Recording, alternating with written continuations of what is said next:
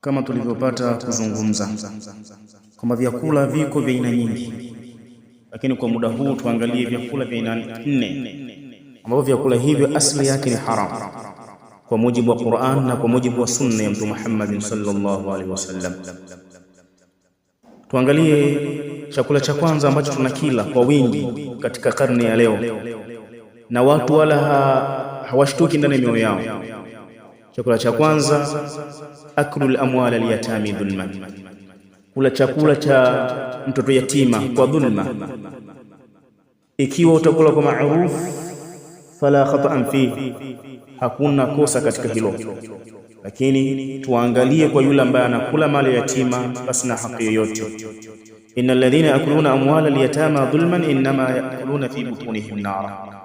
Allah sema hakika ya wale ambao wanakula mali ya yatima kwa dhulma na wala hawaingizi ndani ya matumbo yao isipokuwa wanaingiza moto wa jahannam, wasayaslawna sa'ira, na si vinginevyo hawa wataingiza katika moto wa sa'ira. Chakula ya pili ambayo ni haramu, aklu riba, kula riba.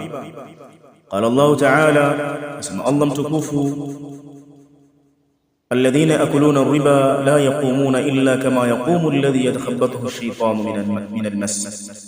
Na wale ambao wanakula riba ndio maisha yao hawatosimama kamwe, hawatakuwa na maendeleo kamwe isipokuwa kama vile mtu ambaye kakutwa na masi, na maana yeye siku yoyote muda wote ataweza kuanguka, na hata kama akijiona kwamba yeye ameendelea kwa aina moja nyingine, lakini bado kabisa kwa Allah subhanahu wa ta'ala hawezi kuzungumza jambo ambalo ni la uongo.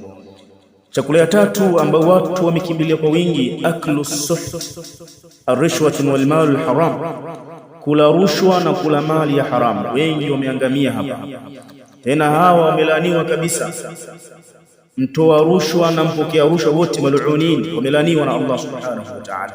Ndio akasema Allah subhanahu wa ta'ala, sama'una likadhibi akaluna lis-suhti, wameitwa hivi hawa mabwana kwa sababu ni waongo na maisha yao ni maisha ambayo ya kupenda kula rushwa.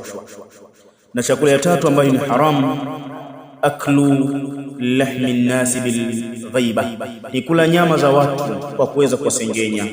Asema Allah subhanahu wa ta'ala, wala yaqtab ba'dukum ba'dan ayuhibbu ahadukum ay yakula lahma akhihi maytan fakarihtumuhu, je, iwapenda mmoja wenu nyinyi kula nyama ya nduguye akiwa ni maiti?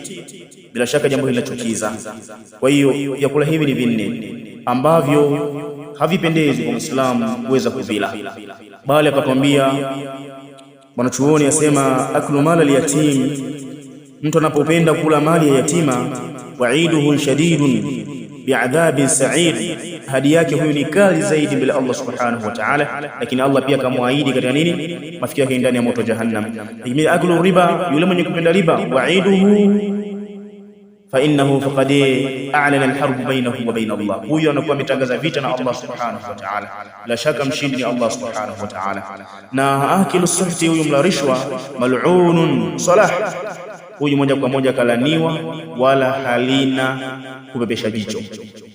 Al-ghaiba, lakini pia mtu mwenye kusengenya kula nyama za watu, adhaba lahu adhabul alim wa tashbihihi al-mughabin, huyu mtu ana adhabu yumizayo mbele Allah subhanahu wa ta'ala.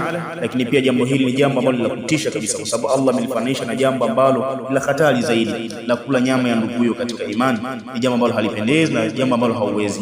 As'alullah al-karim ay yutahhila alisnatana wa qulubana alla naakula hadhihi al-aklat, si tukala hivi vyakula kwa sababu tutapeleka mabaya, wala hatutoingiza faida yote isipokuwa ni majonzi bila Allah subhanahu wa ta'ala.